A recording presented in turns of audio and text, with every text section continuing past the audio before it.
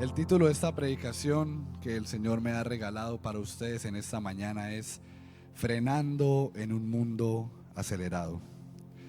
Mis hermanos, actualmente vivimos en un mundo donde constantemente se nos está pidiendo que produzcamos, donde descansar pareciera pecado muchas veces, y así nos lo hace sentir nuestra conciencia, donde incluso cuando descansamos nos sentimos inútiles y eso nos carcome, donde el trabajo se ha vuelto un ídolo en la vida de muchos de nosotros, el estudio, pasar un momento, pasar un rato fuera de esos espacios, simplemente sentimos que estamos perdiendo el tiempo.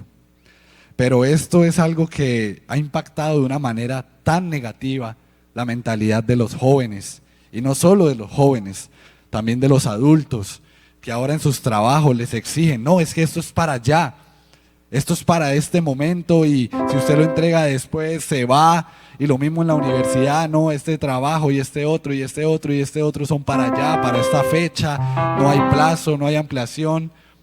Y por eso es que la ansiedad ha aumentado tanto en nuestros jóvenes. Y no solo fuera de la iglesia, incluso aquí adentro en la iglesia muchas veces se presenta ese problema con el servicio. Claro que el problema no es el servicio en sí. El problema es que muchas veces cuando un culto no servimos o cuando una semana no tenemos la oportunidad de servir, de pronto por atender otras responsabilidades, ya sentimos como si eso fuera pecado. Y las cosas no son así, mis hermanos. Los tiempos de Dios son perfectos, son diferentes a los nuestros. Y aprender a entenderlos nos va a ayudar a ser pacientes. Así que quisiera que empezáramos leyendo Eclesiastés capítulo 3, verso 11. Eclesiastés capítulo 3, verso 11. Me confirman con un amén, mis hermanos. Ya están las pantallas. Y quiero que lo leamos todos a una sola voz. 1, 2, 3. Todo lo hizo hermoso en su tiempo y ha puesto eternidad en el corazón de ellos, sin que alcance el hombre a entender la obra que ha hecho Dios desde el principio hasta el fin. Amén. Así que vamos a hablar un poquito de ese tema de pronto clínico, de pronto médico, que les venía introduciendo al principio, que es la ansiedad.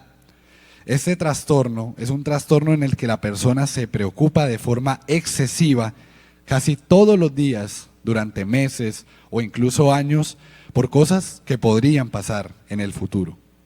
Entonces muchas causas de la ansiedad se resumen en no saber. La ansiedad se resume en no saber qué será de nosotros el día de mañana. Se resume en no saber de pronto el día de mañana cómo será nuestra familia, cómo estaremos laboralmente, cómo estaremos espiritualmente. Pero esto es algo que no podemos permitir, porque las consecuencias de la ansiedad, de las que vamos a hablar, sí son graves. Y las consecuencias son las siguientes. La primera es una preocupación constante. Nuestra mente siempre está saltando de un tema a otro, diciendo, bueno, ¿y si esto sale mal? ¿Y si mañana no puedo? ¿Y si me equivoco? Y quiero traer aquí a memoria una frase que me decía una profesora que me impactó mucho. Porque ella dijo que actualmente nuestra juventud le tiene mucho miedo al fracaso, que actualmente nuestra juventud le tiene mucho miedo a esa sensación de que no, la embarré, ya no hay más oportunidades, ya se acabó para mí. Pero eso ella me lo dijo en el contexto de un evento que tenemos los viernes y terminó diciéndome, no pasa nada, el próximo viernes se vuelve a intentar. Y de pronto muchas veces en esas situaciones, en esos problemas, nunca pensamos eso. Nunca pensamos que aún hay más oportunidades para nosotros. Nosotros pensamos, no, ya, aquí fue, se acabó. Y esa ansiedad nos empieza a carcomer. Y muchas veces nos cohibimos de intentar y de hacer cosas que estamos llamados a hacer precisamente por la ansiedad. Otra de las consecuencias es una sensación de tensión o presión, como si el cuerpo o la mente no descansaran nunca. No sé si les ha pasado que se van a dormir, pero aún así al día siguiente se despiertan como si no hubieran descansado nada. Y muchas veces esto puede pasar antes de un evento importante, la semana antes, que estamos pensando en todos esos escenarios, pero los estamos pensando desde la fe, desde la esperanza, desde el entusiasmo de pronto que genera ese evento, o desde la ansiedad. No, es que tal día me van a poner a cantar y qué pasa si yo la embarro allá, no, qué oso, me van a hacer sticker, me van a subir a los grupos, no, mejor no, hermano, mejor no, pongan a otro. ¿Qué pasa? ¿Qué pasa si lo intentas y llegas a equivocarte? Nada, lo vuelves a intentar. Y así es nuestra vida. Siempre y cuando tengamos vida, tendremos esperanza, tendremos una nueva oportunidad de despertarnos. Entonces ya empezamos a ver que la ansiedad no solo se queda en la mente, sino que también llega a lo físico, a una dificultad para dormir, cansancio, dolores musculares, palpitaciones, sensación de nudo en el estómago, una dificultad para relajarse. Incluso en momentos tranquilos, la mente sigue anticipando problemas, sigue trabajando. Y yo siento que Dios no solo le está hablando a los jóvenes en esta mañana, ¿cierto? Siento que de pronto muchos de ustedes también se sienten identificados con esto que estoy diciendo. Pero entonces, ¿qué dice la palabra de Dios? Pues empecemos hablando de una historia. ¿A quiénes les gustan las historias acá? Bueno, había un jovencito, muy pequeño. Imagínense que ese jovencito era Dios, el mismísimo, Jesucristo. Pero muchas veces se nos olvida que la vida de Jesús no solo fueron sus años de ministerio público. Se estima que él vivió 33 años y la Biblia solo nos narra los últimos 3. Eso es como el 3% de su vida nada más. ¿Y el 97% qué? ¿Qué hacía Jesús? Bueno, la palabra nos lo dice. En Lucas 2:52 dice: y Jesús crecía en sabiduría y en estatura y en gracia para con Dios y los hombres. Muchas veces nosotros leemos ese versículo y lo pasamos de corrido. Sí, el hombre crecía y ya, y uno se imagina, pues los que han tenido hijos, a su bebé, todas las etapas de crecimiento, bueno, que la adolescencia. Pero ese versículo tiene un trasfondo demasiado profundo. Y ese trasfondo solo se encuentra cuando lo leemos en la versión griega. En este versículo, el término que se utiliza para la palabra crecer es procopto. Y este término deriva de la preposición pro y el verbo copto, que me llama la atención que si nosotros lo desmenuzamos de esa manera, significa antes de la preposición pro, y el verbo copto significa hacer pedazos, hacer lamentación. Así que si unimos esto, podemos ver que lo que él estaba haciendo era preparándose y creciendo antes de que lo hicieran pedazos, literalmente, antes de que lo mataran, mostrando que él se estaba preparando para la labor que él sabía que debía cumplir. Entonces, esos años no fueron perdidos. En esos años él se estuvo preparando. Y aunque hay poco en la Biblia, sí nos da algunas pistas importantes de cómo fue este tiempo para Jesús y cómo lo preparó para su ministerio. Partamos de su infancia. Entonces, después de que Jesús nació y lo presentaron en el templo, su familia regresó a Nazaret y allá Jesús creció y pasó la mayor parte de su vida antes de su ministerio. El niño crecía y se fortalecía, se llenaba de sabiduría y la gracia de Dios era sobre él. Entonces, en este versículo vemos que el crecimiento que estaba teniendo Jesús era integral, porque él estaba creciendo de manera física, de manera intelectual y de manera espiritual. Y el único evento donde vemos el fruto de esto que se venía preparando el Señor es en Lucas 2 del 41 al 50, que vamos a narrarlo, que es cuando él estuvo en el templo. Entonces, claro, imagínense ustedes ser las autoridades religiosas de esa época y llega un peladito de 12 años a darles cátedra sobre la palabra, sobre la ley que ustedes tanto venían estudiando. Eso demuestra que Jesús no se estaba preparando de cualquier manera. Él, como todos los demás niños de la época, si pudiéramos imaginarnos por un momento, ellos iban a clases de la Torá, en el colegio les enseñaban todas las 606, 616 normas creo que había en el antiguo Israel, se sabían el Shema, y además de esto, Jesús tenía la capacidad de defender su fe frente a los maestros religiosos de la época. Y este evento ocurrió cuando él tenía 12 años. Aquí fue cuando él se le perdió a sus papás, que sus papás tuvieron que devolverse a buscarlo y lo encontraron 3 días después. O sea, no fue 30 minutos que Jesús estuvo hablando allá con los doctores de la ley, fueron 3 días. ¿Y saben qué dice de la reacción de los fariseos ante lo que él les decía? Y todos los que le oían se maravillaban de su inteligencia y de sus respuestas. Y cuando llegaron sus papás a preguntarle, hey, pero ¿por qué? ¿Por qué estabas tú acá? ¿Qué pasó? Jesús les respondió, ¿por qué me buscabais? ¿No sabíais que en los negocios de mi Padre me es necesario estar? Entonces, este relato destaca que incluso a una edad temprana, Jesús tenía una conciencia clara de su relación única con Dios y de su misión divina, de lo que Él había venido a hacer y de que Él no era cualquier persona, era literalmente Dios. Y después de su vida en Nazaret, dice que Él siempre vivió sujeto a la autoridad de sus padres, cumpliendo el mandamiento, ¿no? Honra a tu padre y a tu madre.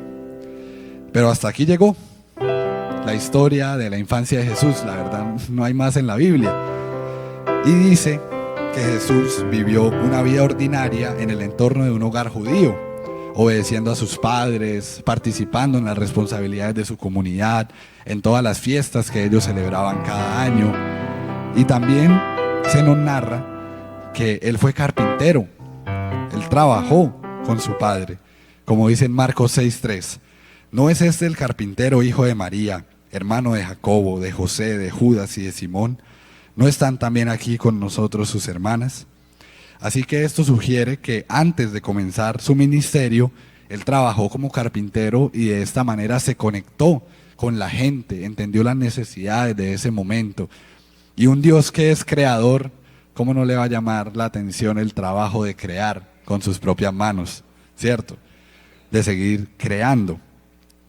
Pero entonces llegamos al punto donde él ya inicia su ministerio público, y eso es a los 30 años. Entonces les pregunto, el hecho de que la Biblia no narre esos primeros 30 años de la vida de Jesús, ¿significa que no fueron importantes?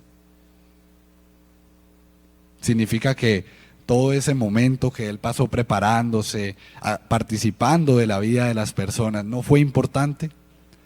¿Fueron solo importantes sus últimos 3 años cuando de pronto ya salió a la luz y empezó a dar a conocer su ministerio público? No. Siempre hay un proceso detrás. Y lo que nos pasa hoy en día es que ya no queremos procesos. Porque ustedes se imaginan tener que esperar 30 años para que el Señor Jesús, por ejemplo, los ponga a servir. Suena como una gran cantidad de tiempo, ¿cierto? Para nosotros hoy en día. Pero vean que los tiempos del Señor difieren mucho de los nuestros.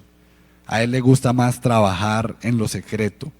A Él le gusta más trabajar hasta llegar a la profundidad del corazón de todos y cada uno de nosotros. Y la única manera de lograr eso es con el tiempo. Tiempo que tristemente ahorita vemos como algo muy rápido. Es más, ya los días no alcanzan para hacer todo lo que uno tuviera que hacer. Pero la Biblia nos sigue recordando que al Señor Jesús le gusta tomarse su tiempo para hacer las cosas. Y es que Él no fue el único que vivió esto. También tenemos la historia de David.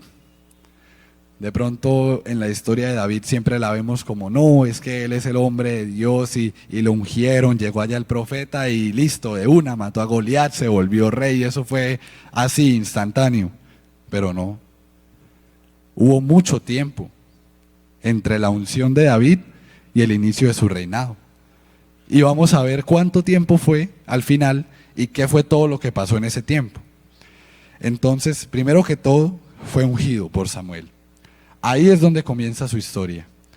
E incluso me atrevo a decir que desde antes, porque él cuando estaba en medio de las ovejas ya mataba leones, ya sentía algo especial por Dios, ya escribía salmos que muchos de nosotros leemos y no sabemos que él los escribió antes de ser ungido, siquiera antes de ser rey, cuando solo estaba ya pastoreando las ovejas. Y después de ser ungido, comienza, podría decirse, también el ministerio público de David, sirviendo al rey Saúl cuando él sufrió el espíritu malo, que llegó allá David y tocó el arpa y Saúl fue liberado. Y después la victoria sobre Goliat, que fue un evento decisivo en la vida de David, ir a enfrentarse al gigante confiando plenamente en Dios, así como él lo dijo, utilizando una honda y una piedra para vencer al enemigo de Israel de esa época, al enemigo que tenía a todos los escuadrones allá escondidos en el batallón suplicando piedad, y llega este pelado y lo mata. ¿Ah? Y esta victoria lo hizo muy popular en el pueblo de Israel. Y uno diría, bueno, el ungido ya se está haciendo popular, ya por fin lo van a poner rey, ya listo, se acabó la preparación. Pero no fue así, porque eso causó envidia en Saúl. Y Saúl empezó a perseguirlo. Imagínense, tan larga fue la persecución de Saúl hacia él, que va desde el capítulo 18 hasta el capítulo 31. Lo que les acabo de narrar ocurre literalmente en 2 capítulos. Es así, seguidito. Pero después del 18 al 31, todo un evento en la historia de él, pero con un propósito. Así que Saúl empezó a verlo como una amenaza para su reinado, dando lugar a años de persecución. Años en los que David se la tuvo que pasar huyendo, yendo de cueva en cueva, de ciudad en ciudad, e incluso se metió a donde los enemigos, a donde los filisteos. Tan desesperado estaba y tan difícil estaba la situación. Pero en medio de esto, él reunió un grupo de hombres leales que después, cuando él fue rey, formaron su ejército. Así que toda esta espera que vemos que tuvo que pasar David para llegar hasta allá, tuvo un propósito. Porque cuando él llegó al reinado, venía preparado ya con un ejército. Y no solo eso, sino que la obra más importante que Dios hizo en este espacio de preparación estuvo acá, en el corazón de David. Porque a pesar de tener oportunidades para matar a Saúl, David se negó. Imagínense, Saúl lo estaba persiguiendo para matarlo. Y él tenía la oportunidad de matarlo, David, a Saúl, y no la tomaba. Eso es el fruto de un proceso que toma tiempo, sí, pero perdonar a nuestros enemigos no es algo que pudiéramos nosotros hacer de un día para otro. De pronto, si David, y permítame imaginarme, hubiera tenido la oportunidad de matar a Saúl un día después de que lo empezó a perseguir, no sabemos qué hubiera pasado. Pero fueron años en los que Dios lo fue moldeando para que él pudiera llegar a perdonarlo, a tener misericordia de él y a decir: yo no voy a levantar mi mano contra el ungido de Jehová. Eventualmente Saúl murió, porque eso tenía que pasar en el plan de Dios para poder continuar con la historia de David. Y murió en una batalla contra los filisteos junto con sus hijos, marcando el final del reinado de Saúl. Pero entonces ahora sí llega David, que primero es rey de Judá, no de todo Israel, rey de Judá por 7 años y 6 meses, y luego sí se vuelve rey de todo Israel cuando tenía 30 años, y después ya empezó su reinado en Israel en su totalidad por 40 años. Vean eso. Pero entonces, ahora sí respondamos la pregunta del principio. ¿Cuánto tiempo hubo entre la unción de David y el reinado? ¿Fueron 3 años, 5 años, 7? Bueno, el tiempo que pasó no está escrito explícitamente en la Biblia, pero se puede calcular de una manera muy aproximada. Y se estima que pasaron entre 13 y 15 años desde la unción hasta que asumió el trono como rey de todo Israel. Entre 13 y 15 años. Eso es demasiado tiempo huyendo. Y fuera que hubieran sido 13 o 15 años metido en una suite, en un buffet, con todo pago, sin preocuparse de nada. Pero fueron 13 a 15 años en los que estuvo huyendo. De pronto no sabemos, había días que pasaba sin comer. Y solo con esos hombres que le fueron fieles porque sabían que él era el ungido de Dios. Pero sin esa preparación, posiblemente su reinado no estaríamos hablando de él hoy. Y si Jesús no hubiera tenido ese tiempo de preparación que él decidió darse, porque eso fue una decisión que él tomó en su voluntad, pues quién sabe qué tan diferente sería la historia el día de hoy, ¿cierto? Porque todos esos tiempos de preparación que hoy vemos como insignificantes, que hoy duramos en un proceso 2, 3 semanas y ya queremos salir de ahí, Señor Jesús, sácame de este proceso en tu nombre. Pero cuando Dios quiere hacer algo grande con uno de nosotros, Él se toma su tiempo. Y eso es algo que hoy en día se ha perdido, por cómo nos ha acostumbrado el mundo a vivir actualmente, por ese ritmo tan acelerado que siempre nos están imponiendo sobre nosotros. Pero Dios nos invita a ser pacientes. Así que la historia de David muestra cómo Dios prepara a sus siervos a través de pruebas y procesos antes de que lleguen a cumplir plenamente su llamado. Y David fue un hombre que siguió confiando en Dios durante todos esos 13 y 15 años, a pesar de todo. Y quiero traer a la memoria otro aspecto importante en esta batalla que queremos librar contra la ansiedad, contra la preocupación por el futuro. Y es que Jesús en su humanidad nos enseñó tantas cosas. Jesús no tenía problema en aislarse de sus discípulos e irse a orar. Jesús no tenía problema con la soledad, que hoy en día siempre buscamos estar acompañados, siempre buscamos que si estamos en la casa y estamos solos, no, una llamada, un amigo, unos mensajes.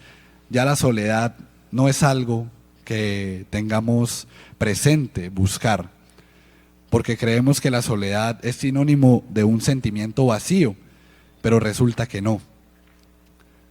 Al nosotros darnos la oportunidad de pasar tiempo solos, o incluso que esos momentos sean momentos de intimidad con Dios, las cosas cambian para mejor. Porque hay una frase que dice que el que no sabe estar solo no debería estar acompañado. Y si constantemente estamos buscando esas compañías porque nuestra propia presencia, que es algo que puede llegar a pasar, nos abrume, o cuando estamos solos la mente empieza a llenarse de esos pensamientos que tanto queremos evitar, pues nos es necesario empezar a transformar esos momentos en momentos de intimidad con el Señor. Y que nos demos la oportunidad. Es más, quisiera que hagamos un ejercicio en este momento. Quiero que cierren sus ojos. Todos, cierren sus ojos. Y voy a darles un minuto para ver si en ese momento, mientras tienen cerrados sus ojos, no se les viene nada a la cabeza. Que lo intenten, que no se les venga nada a la cabeza. Así que, a partir de ahora,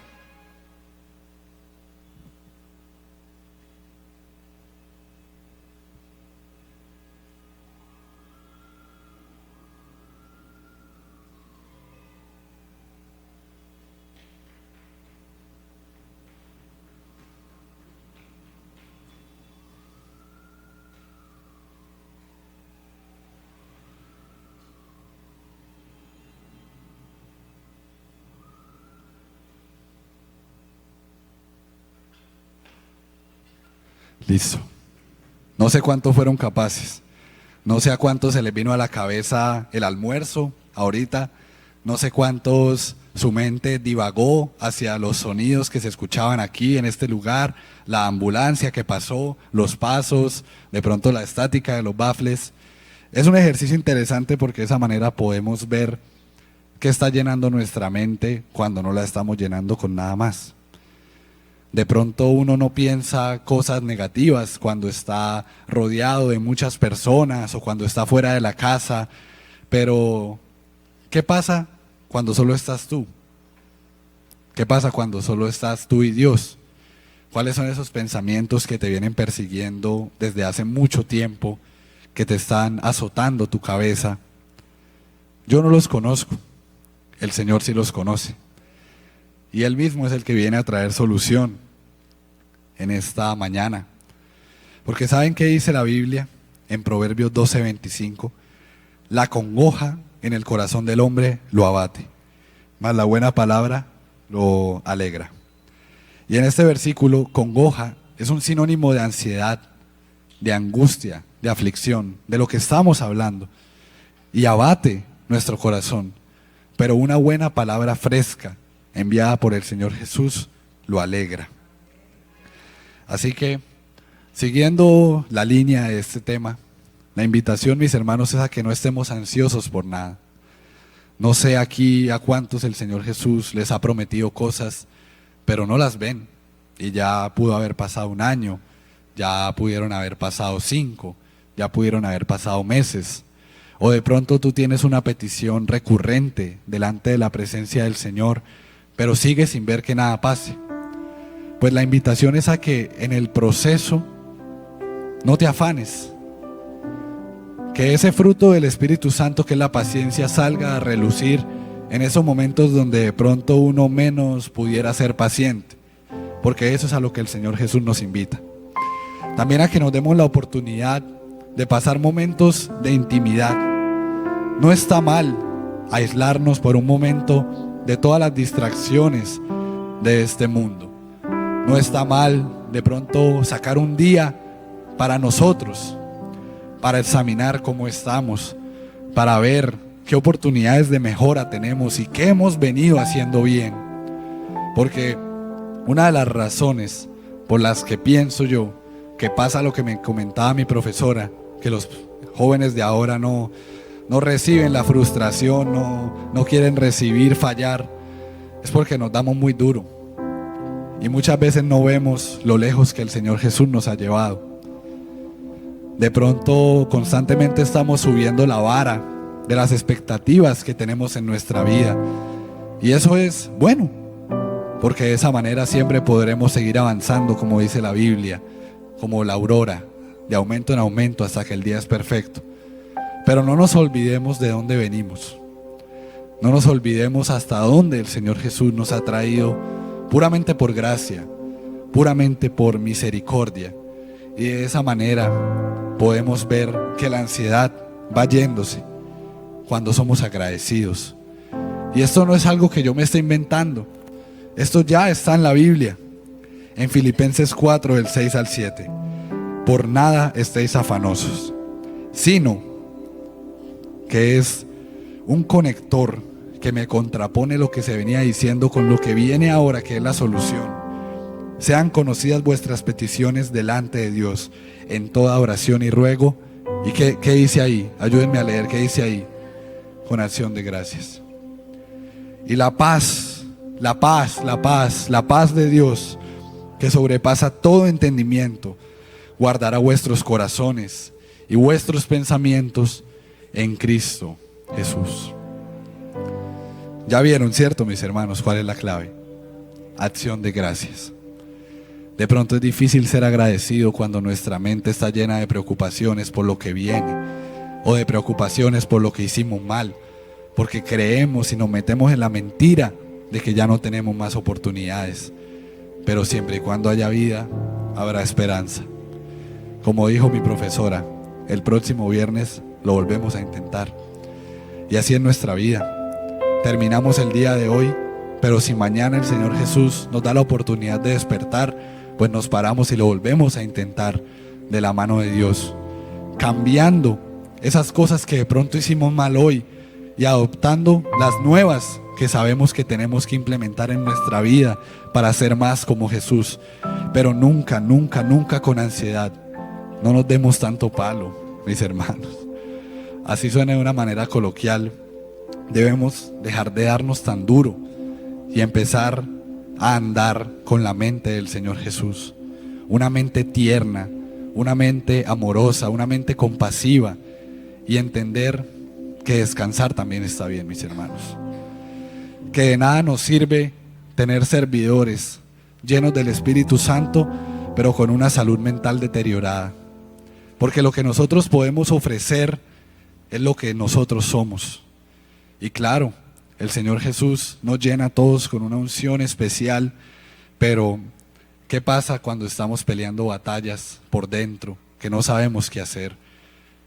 Necesitamos pedir la ayuda del Señor y descansar. Y el Señor Jesús no está en desacuerdo con eso. El Señor Jesús no te va a dar palo si un día de pronto no tuviste la oportunidad de servir, y Él conoce la causa. El Señor Jesús también quiere que nosotros tengamos cuidado de lo que está pasando con nuestro corazón, con nuestra mente. Porque si una persona sigue sirviendo con su salud mental deteriorada, pues eventualmente lo más posible es que estallará. El Señor Jesús nos pide a nosotros que vivamos de manera íntegra. ¿Y ustedes saben qué es vivir de manera íntegra? Vivir de manera íntegra es tener todos los aspectos de nuestra vida en equilibrio: nuestra familia, lo espiritual, lo laboral y lo profesional, porque eso también le interesa al Señor Jesús, que todo lo tengamos en un perfecto equilibrio, y Él nos ayudará en este proceso. Así que no tenemos derecho a ser ansiosos. Si vamos a recibir la ayuda del Señor siempre, no hay de qué afanarnos, mis hermanos. Así que pónganse en pie y pidámosle al Señor que nos ayude a frenar un poquito, que nos ayude a tener espacios para parar, a tener espacios para reflexionar, a tener espacios para salir de la constante productividad a la que nos está sometiendo este mundo, y que podamos en esos momentos reconectar otra vez con Él, reconectar con la fuente. Hay muchas personas que de pronto llegan a un servicio con afán, que vienen corriendo, pero que aún así deciden entregarle al Señor todas esas cargas que tienen, y el Señor Jesús los escucha, porque el Señor Jesús tiene cuidado de todos nosotros, mis hermanos. Si alguien quiere pasar a este lugar a dejar sus cargas, bienvenido sea, pero sepamos y tengamos siempre la certeza de que el Señor Jesús está con nosotros para aliviar nuestra ansiedad. Dios te bendiga. Muchas gracias por pasarte por este canal. Toda la gloria, la honra y la alabanza sean para Dios. En esta pantalla tienes un acceso directo a mi canal y 2 videos recomendados. Espero que este video haya sido de edificación para ti. Nos vemos pronto.